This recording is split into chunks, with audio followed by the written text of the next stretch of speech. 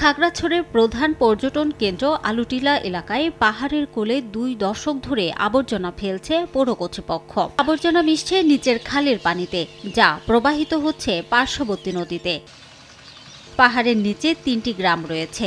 এলাকাবাসী বলছেন, শহরের প্রবেশের প্রধান সড়ক হওয়ায় এলাকাটি স্থানীয় বেশিরভাগ মানুষ ব্যবহার করেন। তবে একদিকে ভাগাড়ের দুর্গন্ধে অতিষ্ঠ সবাই, অন্যদিকে আবর্জনা মিশ্রিত খালের পানি ব্যবহার করে নানা রোগে আক্রান্ত হচ্ছেন স্থানীয়রা। শিগগিরই পৌরসভার ডাম্পিং স্টেশন চালুর দাবি তাদের। উঠে আসি ঢোকার পথে আবর্জনা গন্ধ দুঃখজনক। খাগড়াছড়ি প্রবেশ পথে এই ডাস্টবিনের কারণে অনেক পর্যটক অসুস্থ হয়ে পড়ে।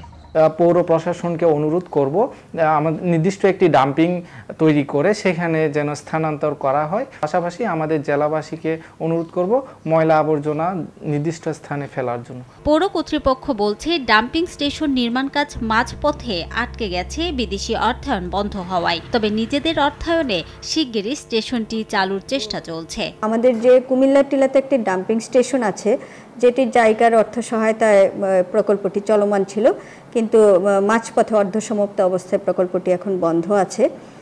তো আমরা পৌরসভার নিজস্ব উদ্যোগে এই স্থানটি আবার ব্যবহার উপযোগী করার চেষ্টা করছি।